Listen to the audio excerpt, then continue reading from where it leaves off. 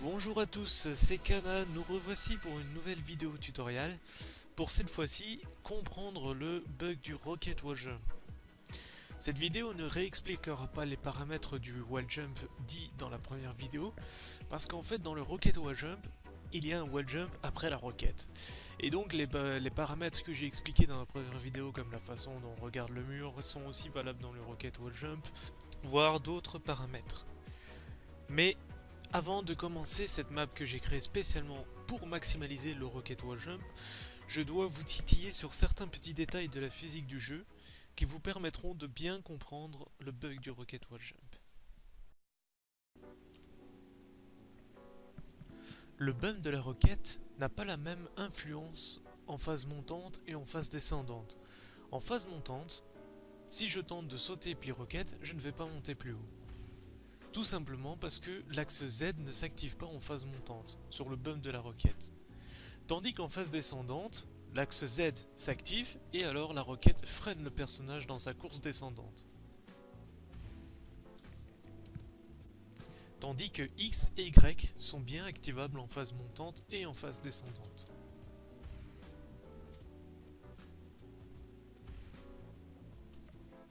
Une deuxième subtilité, c'est que à l'arrêt, sur le sol, le personnage a une vitesse sur l'axe Z de 0. C'est logique, puisque je ne saute pas, je ne descends pas, je ne fais rien, je suis sur le sol. Alors, quand la vitesse du personnage sur l'axe Z est égale à 0, le personnage considère qu'il est au sol et que donc le wall jump va lui donner la hauteur maximale.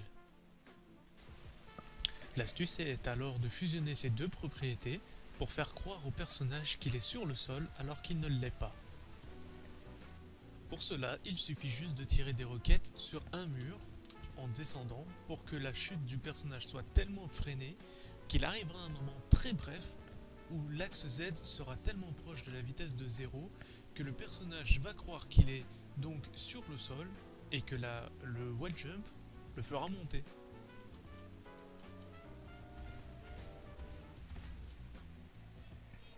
Voilà. Il est donc tout à fait possible de rocket wall jump sans tirer sur le mur.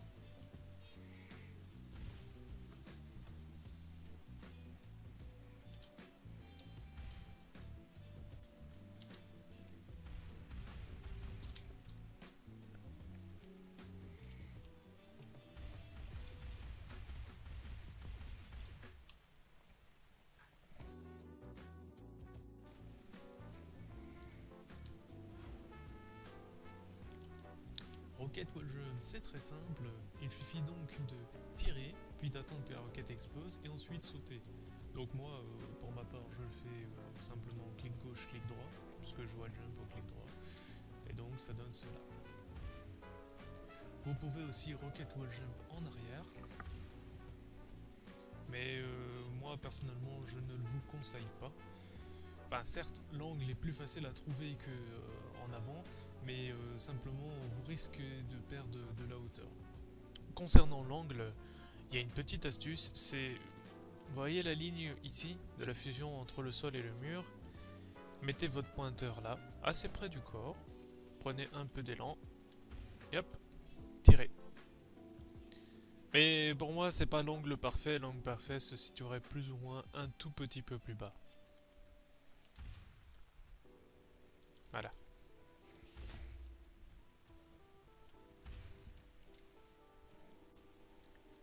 Pour réussir ce CP, il faut maximaliser la hauteur de ces rocket wall jump. Pour cela, il y a 4 paramètres à maximaliser.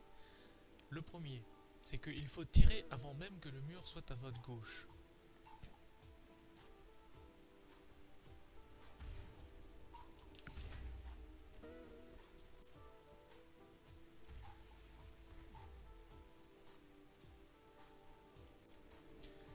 Deuxième paramètre très important est qu'il faut essayer d'atteindre le plus possible la vitesse 0 de l'axe Z. Pour cela, placez simplement 2 roquettes sur le mur pour l'atteindre. Le troisième paramètre est qu'il faut bien faire attention que la roquette explose en dessous des pieds, ni trop devant ni trop en arrière.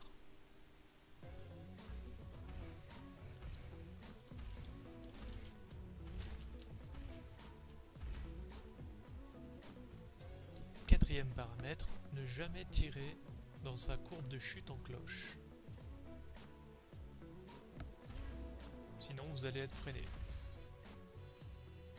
Voilà donc la bonne façon de passer ce CP.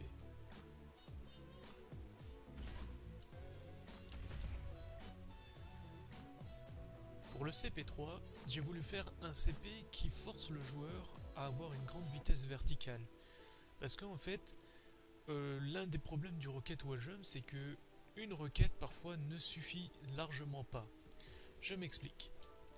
Si vous avez beaucoup de vitesse verticale, avec une requête, ce ne sera pas suffisant pour atteindre la vitesse de l'axe Z en 0. Donc le Rocket Wall Jump, donc le Wall Jump, ne s'activera pas en phase montante avec la requête.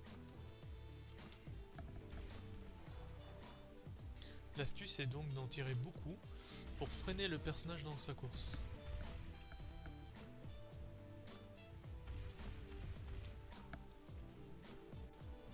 Le CP4 vous demandera une notion assez subtile.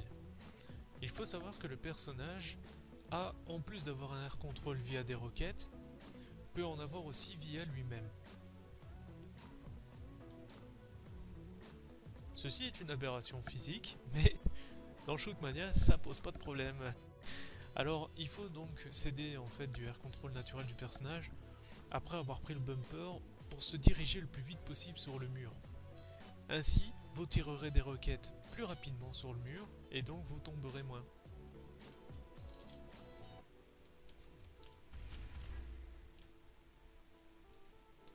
Pour finir, le goal. Le goal n'est autre que l'assemblage de tous les paramètres dont j'ai parlé dans la vidéo. C'est-à-dire que pensez bien à pré-shotter votre roquette avant même que le mur soit à votre droite. Faites un rocket wall jump, la première roquette étant juste destinée à vous freiner dans l'axe Z pour essayer d'atteindre le plus possible le 0. Et dernier petit conseil, tirez seulement votre rocket wall jump à la fin du mur pour que l'expulsion ne vous pousse pas dans un coin, parce que si vous rocket wall jump au début, l'expulsion aura le temps de tellement vous expulser que vous allez tomber dans un coin.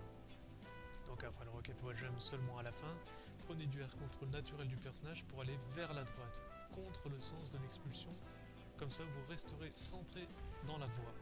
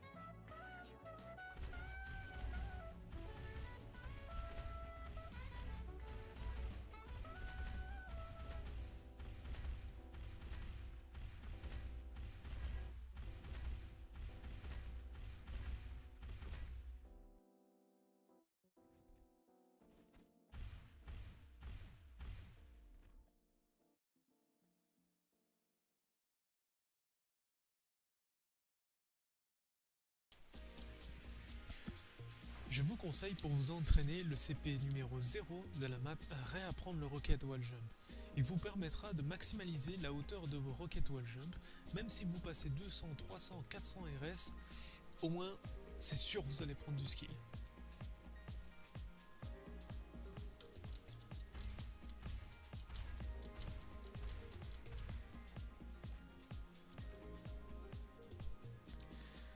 Cette map ici se trouve sur le serveur hard de Oxygène et la map sur laquelle vous m'avez vu m'entraîner se trouve sur le serveur entraînement de Oxygène et sur le serveur 4L obstacle débutant. Je vous remercie d'avoir regardé cette vidéo. Si vous avez aimé, likez. Si vous avez des questions, n'hésitez pas, le chat est ouvert en bas de cette vidéo. Et je vous dis à très bientôt pour une prochaine vidéo.